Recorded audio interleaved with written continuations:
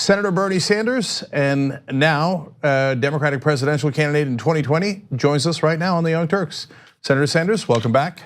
Great to be with you, Cenk and Anna. All right, great to have you. So we weren't planning on asking this, but the news broke today. So the New York Times saying that Donald Trump apparently told Acting Attorney General Matthew Whitaker to put in a loyalist for an investigation of himself at the Southern District of New York. He also told, or his lawyers communicated with Manafort and Flynn's lawyers to talk about a pardon. These seem to be clear obstruction of justice. Are these impeachable offenses?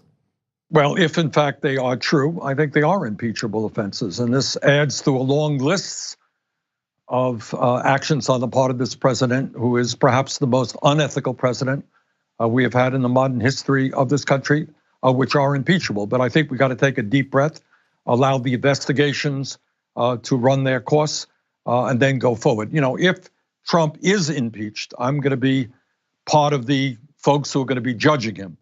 So my job is to hear the evidence and then vote. But this is another very serious charge, no question about it. Okay, well, you're now officially in the race, so I want to talk about that, obviously. I know that you had said that one of the things you were considering on whether to enter the race was whether anyone else in the race was progressive enough to carry that mantle and to carry forward the ideas that honestly you had started in a lot of ways. So apparently you reached the conclusion that they are not.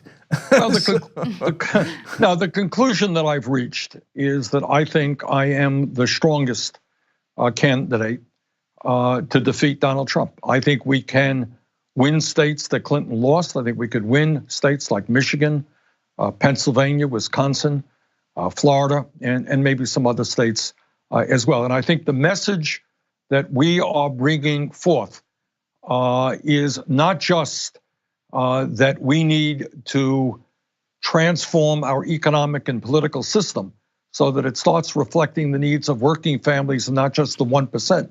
But I think what we are trying to do in this campaign is to put together the strongest grassroots effort that anybody in American history has ever done.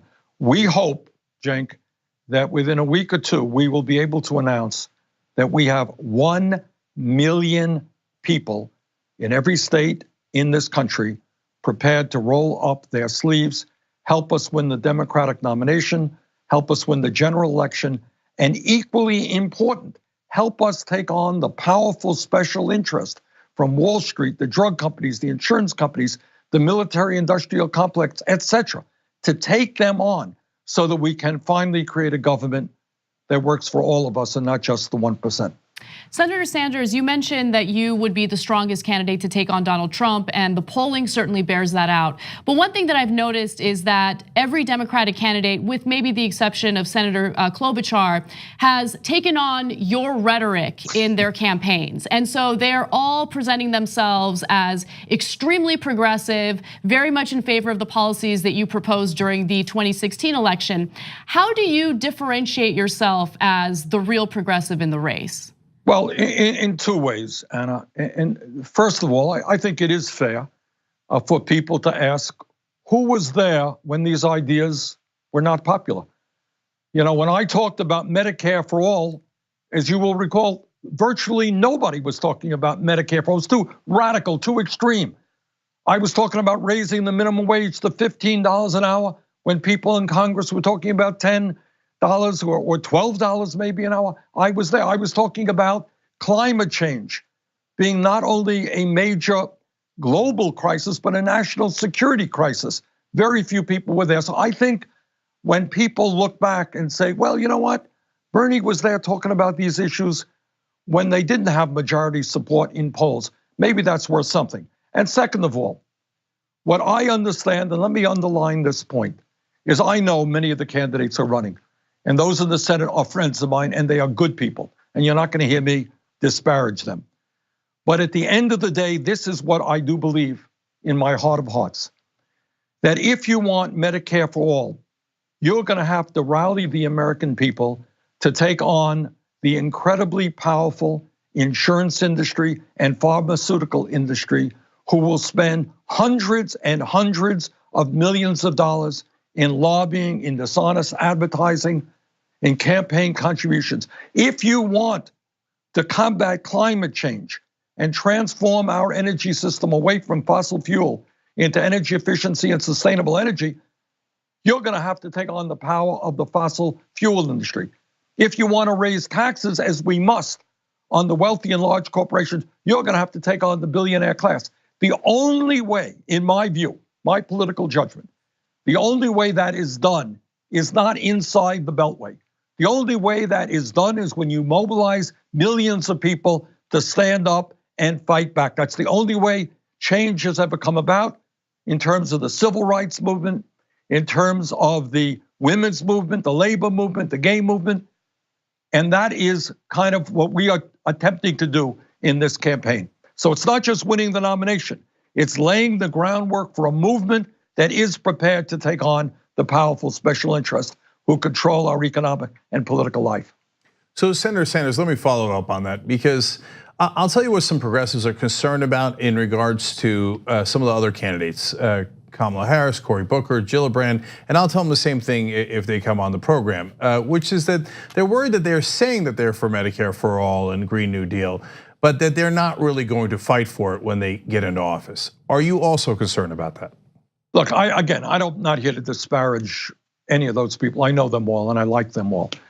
I think people are going to have to kind of check the record. So, when I talk about Medicare for all, it's not just that I fought for that as a presidential candidate in 2016. Cenk, I was fighting for that for 20 years. I live 50 miles away from Canada. That's where I'm talking to you right now. And in Canada, they spend half as much per capita as we do, and yet they provide quality care to all of their people without any out-of-pocket expenses. So this is an issue I know something. When you talk about taking on the drug companies, check out my record 10 or 15 years ago. I was taking on the pharmaceutical industry. I got arrested back when I was a kid fighting for civil rights. So for me, these are not new ideas. I've been doing it for my entire adult life, and I would hope people will check my record on that. Senator Sanders, one last quick question about the other candidates. Do you now or have you ever cared about Elizabeth Warren's ancestry? No, Elizabeth Warren, when you talk about other candidates, Elizabeth Warren is somebody I have known for over 20 years. She is a friend of mine, and she is a very, very good senator and a very serious person. Senator Sanders, one thing that I've always admired about you is how you take on your opponents, either within your own party or in the Republican Party, with grace.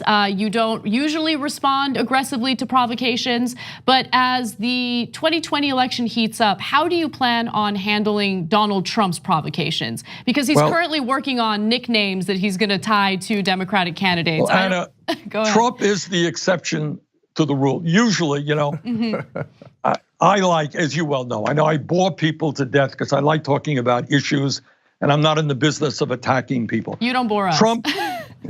Trump, though, I think maybe is the exception to the rule here, in that I think in Trump, you have an extraordinarily dangerous president.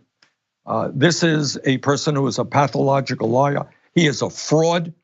He told working people all over this country, I'm gonna stand with the working class of America. And then he tried to throw 32 million workers off the health insurance they had. He did give massive tax breaks to the rich. He brought forth a budget which called for incredibly large cuts to Social Security, Medicare, and Medicaid. So he is a liar, he is a fraud, and we will do our best to expose him for what he is. Okay, and now I want to turn back to policy. Mitch McConnell has threatened to put up the Green New Deal for a vote in the Senate. How do you feel about that threat? Right, good. I'm a sponsor of the Green New Deal. And if Mr. McConnell wants to tell the world that he and his friend, Donald Trump, think that climate change is a hoax or that it's not man-made, go for it, Mitch. You tell the scientific community that you don't think climate change is man-made. Tell the scientific community and the people of this country that we do not have a major existential crisis in terms of the future of this planet.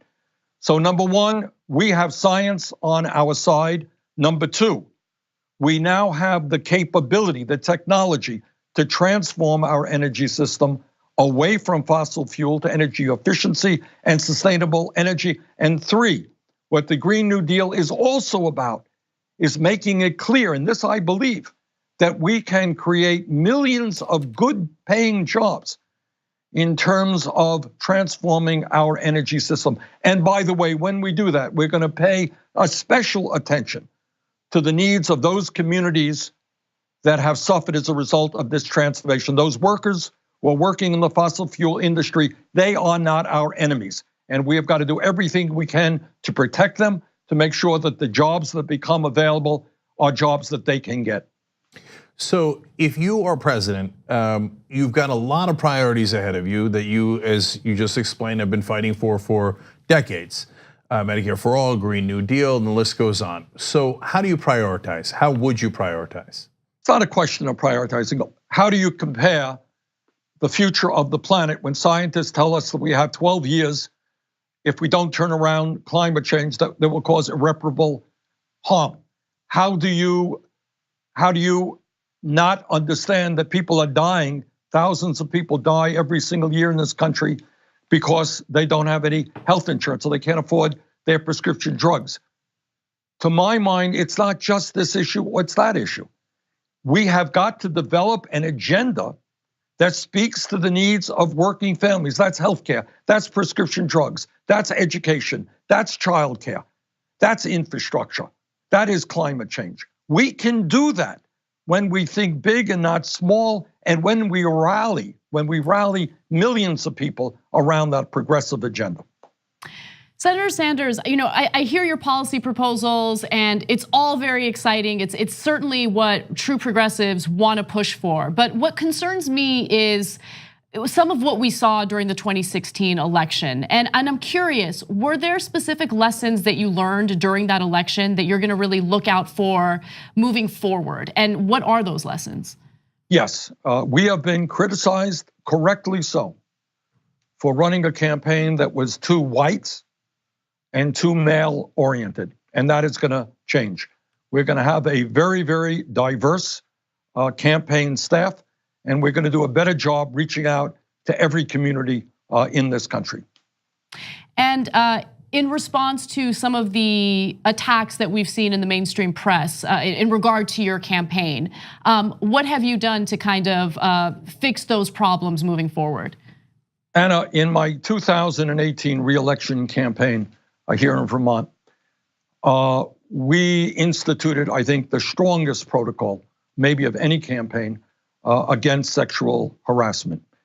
And we are gonna carry that into this presidential election. And that means that every employee on this campaign is gonna receive training and understanding what sexual harassment is about. If anybody believes they have been harassed, there will be an independent number outside of the campaign that they can call. And we have hired people who are some of the best in the country who will operate independently to help us on this issue. Senator Sanders, let me challenge you on a policy issue that came up in 2016. So we understand that you've often talked about the millionaires and the billionaires that are corrupting the system. But very early on, you did not have money in politics that high in your priority list. In fact, I would make the argument, and I have, that when Larry Lessig entered the race, that you moved it up a little bit further on the list. Has that moved up your list overall in terms of priorities, and what do you plan to do about it? Cenk, I don't have the papers in front of me, but I don't know that that's accurate. I have always understood that Citizens United is an effort to undermine American democracy, that it has got to be overturned, that voter suppression is disgraceful beyond belief, that the kind of gerrymandering we have right now creates an overall corrupt political system, all of which benefits the wealthy and the powerful.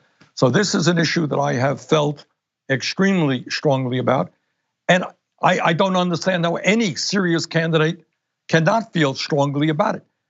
Democracy, to my mind, means one person, one vote, not the Koch brothers spending $400 million in a 2018 election.